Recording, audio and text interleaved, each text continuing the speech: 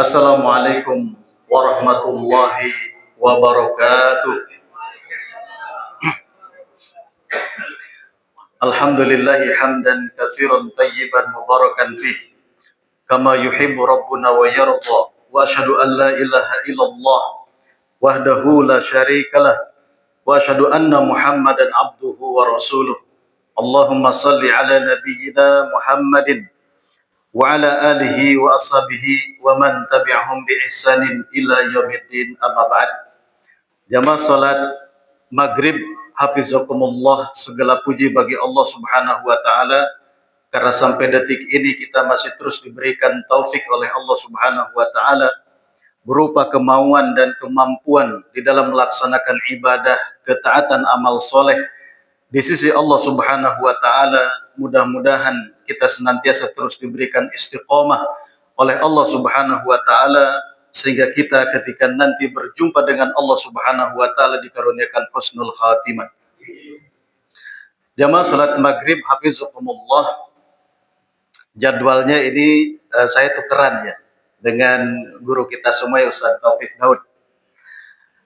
Dan pekan depan juga jadwal saya, Ustaz, ya, hari Ahad ya. Ini double ini, hadirin sekalian. Jadi insya Allah untuk pembahasan Asmaul Husna nanti pekan depan. Untuk malam hari ini insya Allah kita akan membahas tema yang insya Allah mudah-mudahan ini adalah tema yang hangat, tema yang ringan, dan mudah-mudahan kita diberikan taufik oleh Allah Subhanahu wa taala bisa mengamalkannya. Tema ini adalah salah satu syariat di dalam agama kita dan harian mungkin ya kita bisa mengamalkannya, yang pahalanya, yang balasannya. Syariat ini merupakan tanda kesempurnaan keimanan seorang hamba ya di sisi Allah Subhanahu wa taala.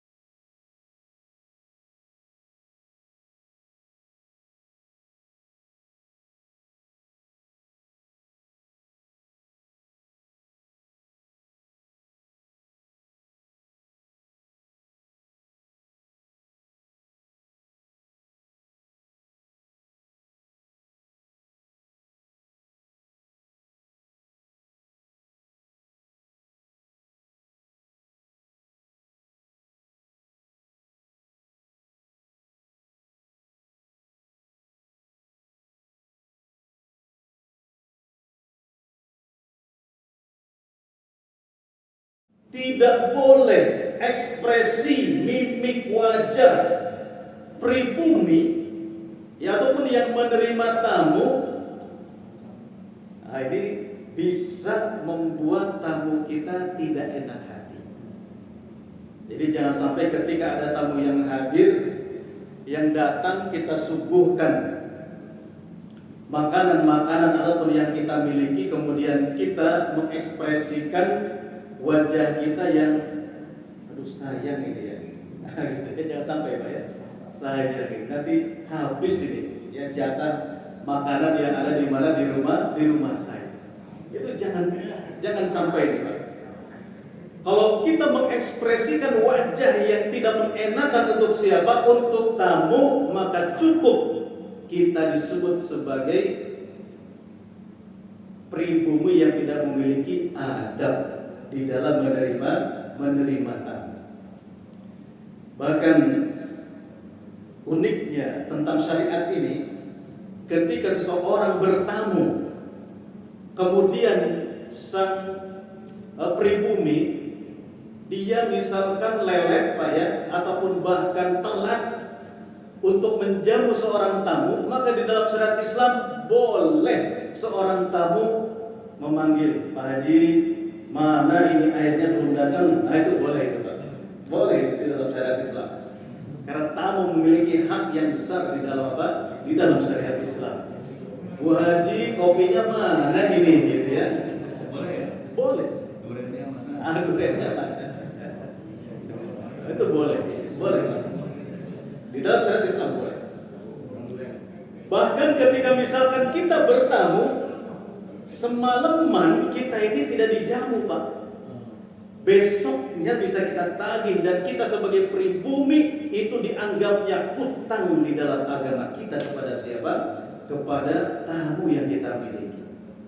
Ini luar biasa tentang hak tamu dan pahala yang besar tentu untuk siapa? Kita yang menerima tamu. Dan manusia yang paling baik tentunya yang telah memberikan contoh kepada kita selain tadi Nabi Ibrahim alaihissalam, bagaimana beliau menerima tamu, tentu adalah Rasulullah sallallahu alaihi wasallam. Dijelaskan dalam hadis riwayat Bukhari dan Muslim, anna Nabi sallallahu alaihi wasallam, bahwa Rasulullah sallallahu alaihi wasallam kana ma'rufan bi ikrami dhaif. Beliau ini sangat terkenal, Nabi itu begitu hebatnya memuliakan tamu. Sehingga mudah-mudahan dari pembahasan kita ikram dhaif, apakah kita menjadi pribadi yang senang menunggu-nunggu kedatangan tamu, atau syukur ketika tidak ada tamu yang berkunjung gitu ya. Jadi Nabi SAW sudah dikenal baik sebelum beliau diangkat menjadi Rasul, bahkan lebih-lebih lagi ketika beliau sudah diangkat menjadi Nabi dan Rasul, beliau adalah pribadi yang sangat hebat memuliakan tamu. Hatta qabla bi'tsah, ya beliau sebelum diutus oleh Allah Subhanahu wa taala. Jadi dikisahkan pada suatu hari Nabi SAW ini pulang habis tahannut ya, ataupun beliau berdiam diri di Gua Hira. Ketika peristiwa Nabi SAW mendapatkan wahyu, ketika baru pertama kali Nabi Muhammad SAW itu melihat malaikat Jibril alaihissalam. Kita bayangkan di malam hari Nabi bertemu dengan malaikat Jibril. Malaikat Jibril ketika itu sedang apa? Sedang mengambang di angkasa, makhluk yang sangat besar sekali. Dan secara manusiawi Rasulullah SAW merasakan ketakutan. Sehingga di dalam hadis ini Nabi SAW menjelaskan fazi'an min liqa'i Jibril. Nabi Muhammad SAW takut dan terjatuh beliau itu ketika melihat besarnya malaikat Jibril alaihissalam ya berada di mana? Di angkasa. Kalau kita malam hari Pak, Bu ya, sedang jalan, tiba-tiba melihat makhluk yang sangat besar ya di angkasa ya mengambang, apa yang terjadi? Kita ambil angka 1000 ya. Kemudian beliau cepat bergegas pulang ya ke rumahnya menemui istri tercinta. Qala li Khadijah, Nabi sallallahu alaihi wasallam berkata kepada istrinya Siti Khadijah radhiyallahu anha, "Ayyu Khadijah, ma liya laqad khashitu 'ala nafsi." Wahai Khadijah, wahai istriku, apa yang terjadi pada diriku? Belum pernah sebelumnya aku merasakan kekhawatiran, ketakutan yang sangat besar sebagaimana hari ini aku rasakan. Qalat Khadijah, maka Siti Khadijah radhiyallahu anha beliau menjawab seraya menenangkan Rasulullah sallallahu alaihi wasallam, "Kalla abshir." Sekali-kali tidak wahai Nabi, wahai suamiku, ini justru adalah kabar gembira. Jangan takut, jangan khawatir. Ini kabar gembira dari Allah Subhanahu wa taala, bukan kecelakaan, bukan keburukan. Fa wallahi la yukhzinaka Allahu abadan. Demi Allah, Allah selamanya tidak akan memberikan kehinaan kepada Anda wahai Nabi, wahai suamiku. Ini Masya Allah. Ini potret istri Rasulullah Sallallahu Alaihi Wasallam. Ketika suami di luar mendapatkan masalah, ketika mendapatkan problem, ya, kekhawatiran, ketakutan, datang ke rumah itu hilang masalahnya. Langsung adem lagi, langsung tenang lagi. Insya Allah ini istri-istri Pak Haji juga, bapak-bapak ya, insya Allah seperti itu ya. Insya Allah ketika datang ke rumah habis berpeluh keringat berjibaku ya mencari nafkah, ketika datang ke rumah, Masya Allah ademnya luar biasa gitu ya. Maka Ibunda Khadijah ya radhiyallahu anha pun beliau adalah istri yang teladan. Bagaimana beliau menenangkan Rasulullah sallallahu alaihi wasallam. Mari kita lihat apa testimoni dari Siti Khadijah radhiyallahu anha terhadap sepak terjang akhlak Rasulullah sallallahu alaihi wasallam. Wahai suamiku, kata Siti Khadijah, innaka latasilur rahim. Allah itu tidak akan menghinakan Anda karena Anda ini adalah sosok pribadi yang senantiasa menjalin kekeluargaan, menyambung kekerabatan. Tidak mungkin Allah Subhanahu wa taala memberikan kehinaan. Kemudian wa tasdiqul hadis. Anda ini wahai suamiku adalah pribadi yang perkataannya senantiasa benar, senantiasa jujur. Tidak mungkin Allah Subhanahu wa taala akan menimpakan keburukan kepada Anda. Kemudian wa tahmilul kal. Anda ini pun adalah pribadi yang bukan hanya menolong kesulitan orang lain, akan tetapi mengambil alih. Ya, sering Nabi Shallallahu Alaihi Wasallam mengambil alih kesulitan-kesulitan orang lain, umatnya. Ditanggung oleh Nabi, diselesaikan oleh siapa? Oleh Rasulullah Shallallahu Alaihi Wasallam. Kemudian wa taksibul maqdum wa taqriz dhaif. Ya. Begitupun Rasulullah Shallallahu Alaihi Wasallam adalah pribadi yang ketika mendapatkan penghasilan, memiliki harta, maka hartanya dibagikan kepada siapa? Kepada orang lain yang membutuhkan. Salah satu peristiwa ketika Nabi Shallallahu Alaihi Wasallam menjalankan dakwah Siti Khadijah ketika itu, satu kali transaksi, jamaah yang dimuliakan Allah Subhanahu Wa Taala, menjalankan bisnis Ibunda Khadijah radhiyallahu anha, itu omsetnya 1216 kg emas. Jadi bukan 74 kg emasnya. Itu sedikit ya. Tapi ini 1216 kg emas. Kalau sekarang dikalikan 2.700.000 ya, 1 gram. Ya hampir 3 triliun. Itu satu kali transaksi ya, bisnis Rasulullah Shallallahu Alaihi Wasallam omsetnya. Jadi ketika dapat keuntungan itu dibagikan kepada orang-orang yang membutuhkan. Sehingga kata Ibunda Khadijah, tidak mungkin Allah Subhanahu Wa Taala memberikan mudarat, kehinaan kepada Anda wahai suamiku. Begitupun Anda wahai suamiku, kata Ibunda Khadijah, adalah pribadi yang senantiasa memuliakan tamu. Nah ini jemaah sekalian. Jadi Nabi Shallallahu Alaihi Wasallam sudah dikenal baik sebelum dia diutus, dia menjadi Rasul, Ya terlebih ketika sudah diutus menjadi Rasul Nabi Shallallahu Alaihi Wasallam, ketika ada tamu, kedatangan tamu, beliau akan memberikan pelayanan servis yang apa? Yang sangat besar, yang sangat hebat, gitu ya. Nah, jadi yang dimuliakan Allah Subhanahu Wa Taala terkait dengan kita ikramul dhaif, ya, ikramul dhuyuf, beberapa di antara keutamaan, dan mudah-mudahan kita bersyukur ketika ada kabar, ya, ada tamu yang akan datang ke rumah kita.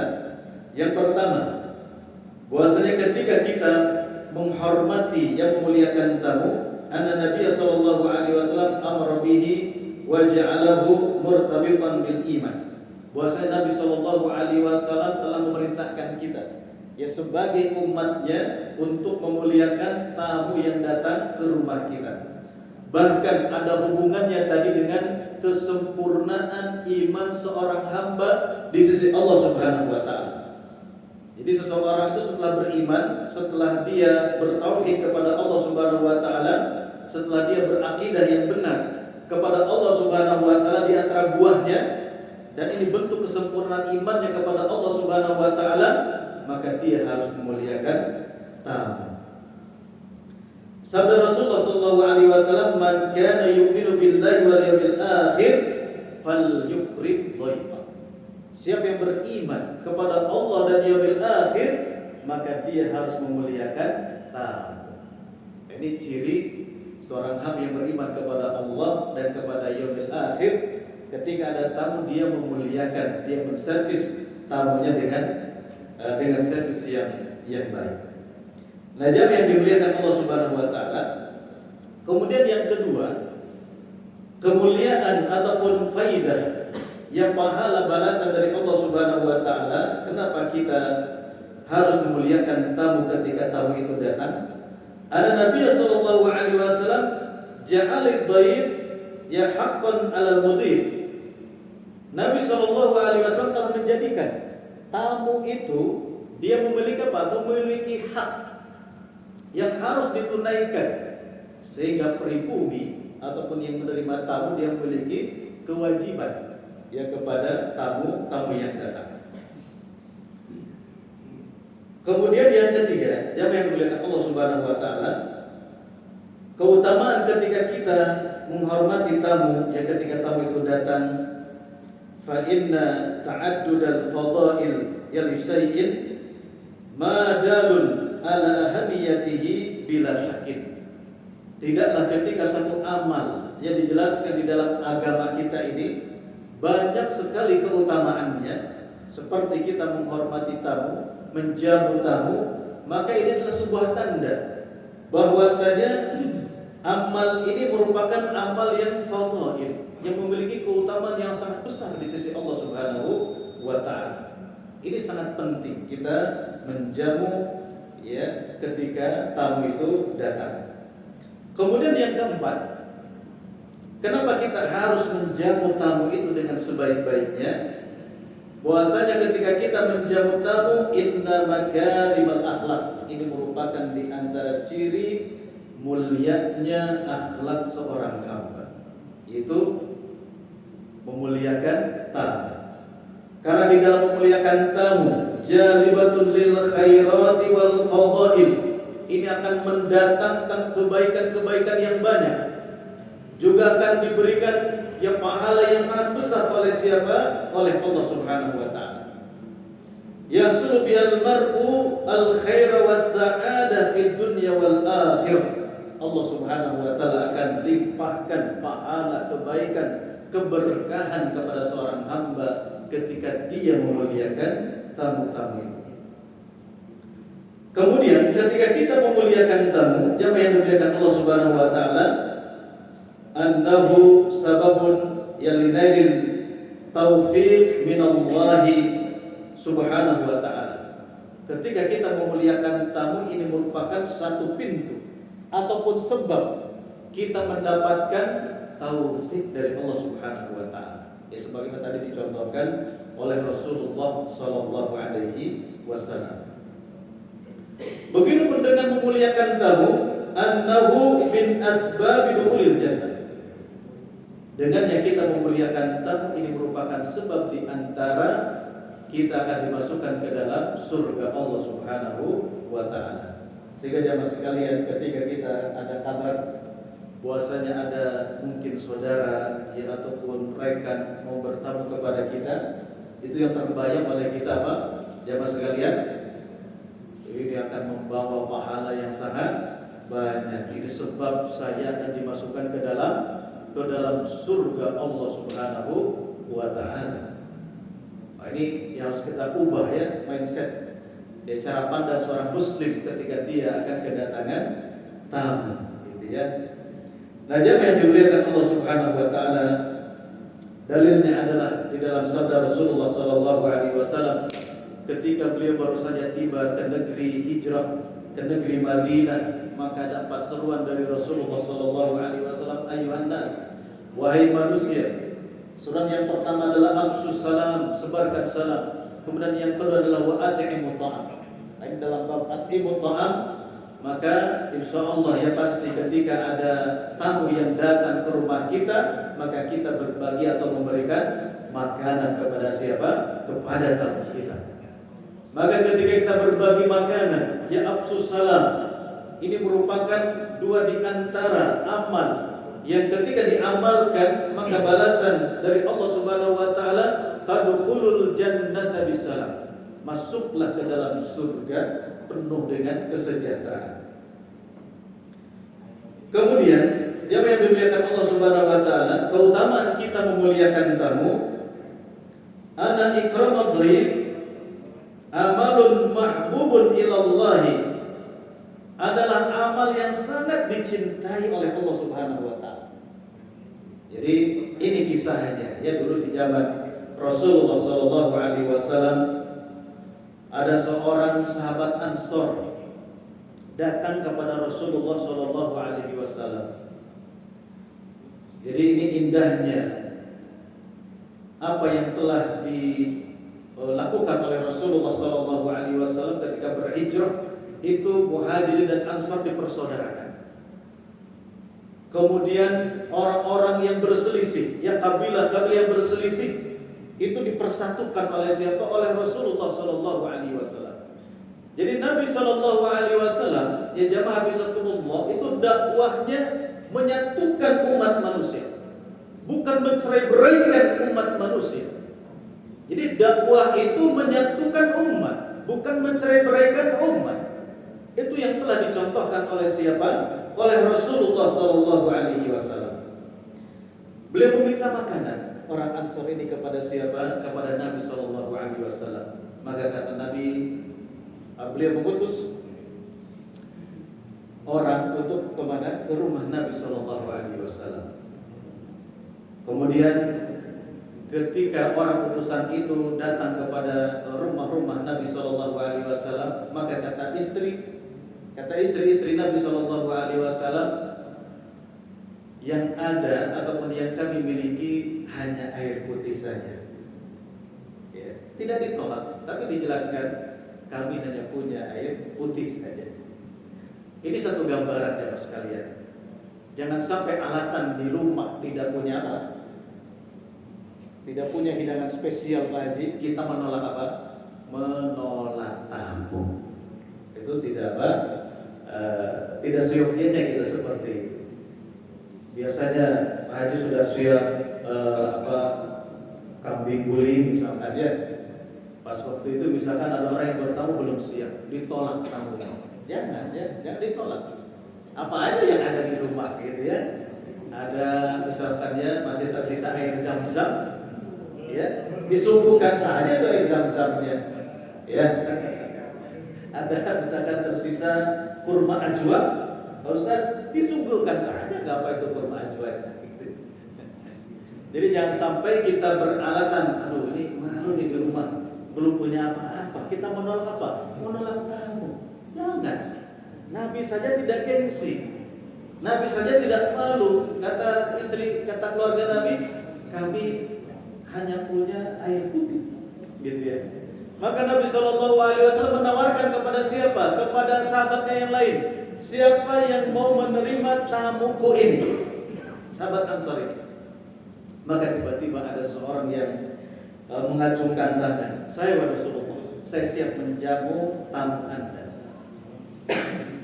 Maka ada seseorang, ini namanya Abu Talha, ya Abu Talha. Beliau siap menjamu tamunya Rasulullah Sallallahu Alaihi Wasallam. Maka Abu Talha segera mendatangi rumah, datang ke rumah yang beliau pulang dan menyampaikan kepada istrinya, tolong muliakan tamu kita. Ini tamu Rasulullah Sallallahu Alaihi Wasallam. Kata istrinya, kita ini tidak punya apa-apa wahai Abu Talha. Ya, yang kita punya adalah makanan untuk anak-anak kita malam ini. Ini luar biasa, Pak. Semangat kaum Ansor ini ketika memuliakan tamu, apalagi ini tamu siapa? Rasulullah, padahal dia pun tidak punya apa? Tidak punya apa-apa di rumahnya. Dia hanya tersisa sedikit makanan, itu pun buat anaknya malam itu. Kata suaminya, nyalakan lampu. Ya pokoknya ikuti saja gitu ya. Nyalakan lampu, siapkan makanan itu, bikin, ya dimasak. Kemudian anak-anak kita tidurkan. Anak-anak kita tidurkan. Nah nanti ya ketika sudah siap dihidangkan, kata Abu Talha, makanan sudah tersedia, kita masuk ke dalam, biar tamu itu menyantap makanan itu, kemudian kita matikan lampu di dalam. Dan kita pura-pura sedang apa? Sedang mengunyah makanan. Nah, gitu. Padahal mereka nggak makan. Maka dipersilakan tamu itu makan. Lampu dimatikan, anak-anak ditidurkan. Dan kedua suami istri ini pura-pura makan, jamaah sekalian. Maka pagi harinya Abu Talha menemui siapa? Rasulullah Sallallahu Alaihi Wasallam. Maka Nabi malam hari telah mendapatkan wahyu ya dari Allah Subhanahu Wa Taala. Kata Nabi Sallallahu Alaihi Wasallam, pada malam tadi Allah Subhanahu Wa Taala sangat bangga. Kalau dalam hadisnya, kalau diterjemahkan, Allah tertawa sesuai dengan kemuliaan keagungan Allah Subhanahu Wa Taala. Allah takjub, kata Nabi Sallallahu Alaihi Wasallam, terhadap amal kalian tadi semalam. Allah sangat takjub. Dan langsung Allah menurunkan firman-Nya, yaitu Quran surat Al-Hasr ayat yang ke-9. Allah Subhanahu Wa Taala berfirman, wa yu'thiruna ala anfusihim. Ya, sifat para Ansor itu adalah orang-orang yang mendahulukan kebutuhan siapa? Orang lain, yang disebut dengan ithar, mendahulukan kebutuhan orang lain, saudaranya, di atas kebutuhan diri mereka sendiri. Ya, walau kana bihim khasusah, padahal mereka itu butuh, padahal mereka itu sulit, susah. Tapi ketika dalam urusan berbagi makanan, dalam urusan duniawi, mereka rela untuk mendahulukan saudaranya yang paling membutuhkan. Allah takjub. Allah kagum kepada siapa? Sahabat Ansar. Jadi jamaah hafizakumullah, memuliakan tamu bukan amal yang ringan. Jadi keutamaannya begitu besar, mengundang kecintaan dari siapa?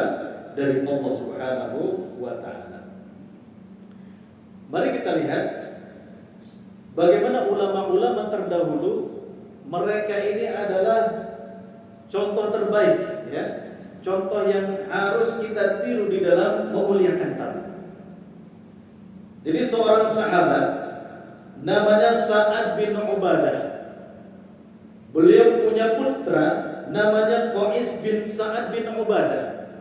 Jadi bapak dan anak ini memiliki sifat yang sama. Ini diturunkan dari siapa? Dari bapaknya, yaitu siapa? Sa'ad bin Ubadah. Jadi Sa'ad bin Ubadah ini, kalau sahabat Ansar yang lain tadi mengajak tamu ke rumahnya 2 ya atau 3 orang, 5 orang, ini Sa'ad bin Ubadah setiap malam atau setiap hari ini tidak kurang dari 80 orang. Ini diundang. Ya. Beliau bertanggung jawab ya untuk memberikan makan kepada siapa? Minimal 80 orang. Jadi ditulis di mana? Di rumahnya. Saat di Ubadah ini juga beliau memiliki satu pagar gitu ya. Ditulis di situ Ya, siapa yang menginginkan susu, siapa yang menginginkan lemak atau daging, datanglah ke rumah Sa'ad. Dan Qais inilah anak ini yang senantiasa memberikan apa? Informasi. Ya, membewarakan. Ya, beliau berteriak gitu ya. Siapa yang ingin susu, ingin daging, datang ke rumah siapa? Sa'ad bin Ubadah. Nah, jamaah yang dimuliakan Allah Subhanahu wa taala. Ini ketika syariat menerima tamu, ya, satu orang bertanggung jawab menolong siapa? Tadi kalau Sa'ad bin Ubadah 80 orang. Konon katanya Pak, hari ini kurang lebih ada 7 juta orang. Ini yang memiliki tabungan itu 100 juta ke atas. Berarti ketika misalkan orang yang memiliki tabungan yang di bawah 100 juta, katakanlah 50 juta di dalam tabungannya, berarti lebih banyak lagi. Kalau kita terapkan syariat ini, ya yang dimuliakan Allah Subhanahu wa taala, alhamdulillah. Ini yang kita tunggu ya, rahmat dari Allah. Kita berdoa ya Allahumma shalli ala Muhammad. Katakanlah tadi ada 7 juta orang Pak ya. Kemudian katanya orang miskin yang ada di mana? Di Indonesia ini ada 23 juta orang. Maka 23 juta orang dibagi ke berapa tadi? 7 juta orang. Ini masing-masing cuma menghandle 3 sampai 4 orang jemaah sekalian. Ya. Jadi dimotivasi, kemudian diedukasi ya tentang memuliakan tamu. Ini bisa menjadi apa? Bisa menjadi solusi di dalam kehidupan kita. Ini baru satu syariat kalau kita amalkan. Mayoritas kaum muslimin mengamalkan ikramul dhaif, ikramul dhuyuf. Satu orang yang memiliki kepedulian, yang mengentaskan rasa lapar saudaranya, ada yang 4 orang, 5 orang, atau misalkan masjid lah Pak Haji. Ya. Ada 1 juta masjid. Ini masjid mau mengcover berapa orang misalkan. Ya. Dari rakyat tadi yang miskin ini. Bisa umat Islam, bisa kaum muslimin. Ya, tanpa menunggu dari siapa? Ya dari pemerintah misalkan. Walaupun ada bantuan hari ini, gitu ya. Mungkin dengan diterapkan konsep ini, ikramul dhaif, ya satu orang bertanggung jawab, mungkin ini bisa meminimalisir MBG. Ya, atau bahkan mungkin sudah tercover dengan siapa? Dengan tadi 7 juta orang itu, atau bahkan bisa lebih dari kaum muslimin yang memiliki tabungan tadi ya sekian, bertanggung jawab ya atas saudaranya 4 atau 5 orang. Ya Masya Allah. Ini ide ini boleh nanti ya, ada yang menjadi pejabat kan di sini Pak. Catat gubernur ada di sini ya. Insyaallah ya, atau presiden. Ya. Dengan satu syariat Islam ini bisa apa? Bermanfaat, dampaknya luas ya di dalam kehidupan kita. Nah, jamaah yang dimuliakan Allah Subhanahu wa taala, sehingga ini unik Pak. Sa'ad bin Ubadah, karena beliau ini apa? Royal, berbagi dan bertanggung jawab untuk siapa? Untuk saudaranya yang membutuhkan. Dia untuk memenuhi hajat kebutuhan saudaranya. Ketika berdoa kepada Allah Subhanahu wa taala, ini unik bunyi doa sahabat ini. Kata Sa'ad bin Ubadah ya, ketika salah satu di dalam doanya, ya Allah, saya ini tidak terbiasa dengan yang sedikit ya Allah. Tidak cocok begitu ya Allah. Dengan yang sedikit ya Allah. Ya, berikan apa? Yang banyak ya Allah. Itu doanya beliau. Ya Allah, saya ini orang yang tidak cocok kalau diberikan apa? Harta yang kecil, harta yang sedikit. Maksudnya tadi dia meminta doa untuk dibagikan kepada orang yang lebih banyak. Nah, kalau hari ini yang coba-coba Pak kita ini ya. Kalau kita tidak memiliki sifat seperti siapa Sa'ad bin Ubadah. Kalau karakter kita sama seperti Sa'ad bin Ubadah, gitu ya, boleh-boleh saja kita berdoa seperti ya Allah, Saya tidak cocok dengan apa pembagian yang sedikit ya Allah. Nah, itu boleh tadi. Ya, boleh seperti itu. Nah, jemaah yang dimuliakan Allah Subhanahu wa taala. Dikisahkan seorang ulama yaitu Al-Laith bin Sa'ad. Jadi beliau ini orang yang senantiasa memuliakan tamu. Beliau ini selain ulama, maka beliau pun adalah seorang pedagang yang sukses. Jadi beliau ini memiliki uang, ya di dalam 1 tahun ini 20.000 dinar. Dia punya harta, ya di dalam 1 tahun itu 20.000 dinar. Kalau kita kurskan hari ini, ya kurang lebih 230 miliar, ya di dalam satu tahun. Maka dikisahkan ketika nisab zakat, setelah dihitung, beliau tidak nisab. Pas waktunya nisab zakat, beliau ini, loh kok saya tidak nisab ya? Padahal dia punya harta ya 230 miliar. Ternyata rahasianya sebelum sampai nisab ya haul itu ya, beliau ini sudah membagikan hartanya kepada siapa? Kepada orang-orang, kepada tetamu yang datang. Nah, jemaah yang dimuliakan Allah Subhanahu wa taala. Begitupun ulama yang lain. Ya seperti Ibrahim bin Adam ya rahimahullah. Tiba-tiba ada seorang laki-laki yang beliau datang bertemu kepada Ibrahim bin Adam rahimahullah. Dan orang ini mengaku kepada beliau, saya adalah budak yang diutus oleh saudaramu. Dan saya diberikan oleh siapa? Oleh saudaramu. Jadi saya ini dihadiahkan kepada siapa? Kepada Anda. Saya membawa 1 budak, saya membawa 1 bakal, gitu ya. Kemudian saya membawa 10.000 dirham. Kata Ibrahim bin Adam, sini sebentar. Kata orang yang mengaku dia budak pemberian dari siapa? Dari saudara Ibrahim bin Adam. Kata Ibrahim bin Adam, sini sebentar. Jika kamu jujur, apa yang kamu katakan itu benar, maka 1, kamu aku merdekakan sekarang, ya.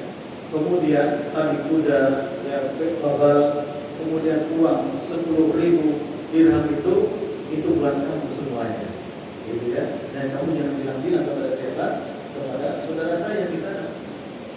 Jadi spirit, gitu ya, memuliakan tamu seperti itu. Ibrahim bin Adam, ya. Kemudian jemaah yang dimuliakan Allah Subhanahu wa taala, ada juga ya seorang ulama tadi Al-Laith. Pada suatu hari ada seorang ibu datang kepada Imam Al-Laith ini, yang tadi punya harta di dalam 1 tahun 230 miliar. Beliau anaknya sakit. Kemudian beliau meminta kepada Imam Al-Laith ini hanya satu gelas atau 1 botol dari madu. Tapi apa yang dilakukan oleh Imam Al-Laith, ya bukan hanya dikasih 1 botol madu, akan tetapi beliau dikasih 1 drum madu sama beliau. Jadi minta 1 botol dikasih 1 drum. Jadi spirit dia bagaimana memuliakan tamu ketika tamu itu datang kepada kita. Dan masih banyak lagi jemaah yang dimuliakan Allah Subhanahu wa taala, yang kisah-kisah para ulama terdahulu yang mereka itu semangat ya di dalam ikram dhaif ataupun memuliakan para tetamu. Dan Nabi Ibrahim alaihissalam ketika ada 2 malaikat yang menyamar ya berubah bentuk menjadi manusia bertamu kepada Nabi Ibrahim alaihissalam.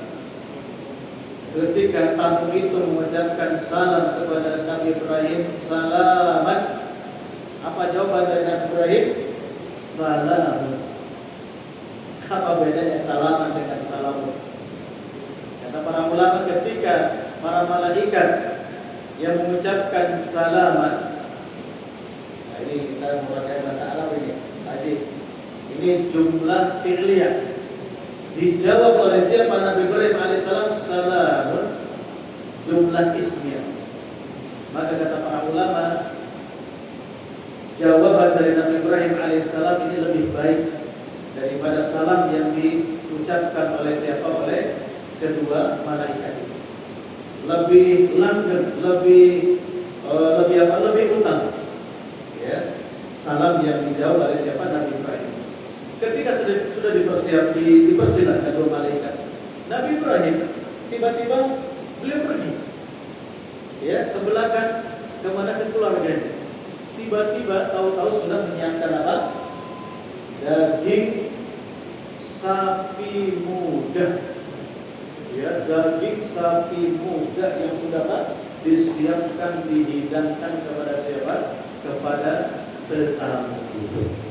Ini satu pelajaran yang dilakukan Allah Subhanahu wa taala, bahwasanya orang-orang terdahulu, para ulama, mereka sudah menyiapkan tempat khusus, makanan khusus, bahkan kamar khusus untuk siapa? Kasur khusus untuk siapa? Untuk tamu ketika tamu itu datang. Mudah-mudahan Allah Subhanahu wa taala mudahkan kepada kita, dilapangkan dadanya ketika nanti para tamu itu datang kepada kita. Subhanallah wa bihamdika, asyhadu an la ilaha illa anta, astaghfiruka wa atubu ilaik. Wassalamualaikum warahmatullahi wabarakatuh.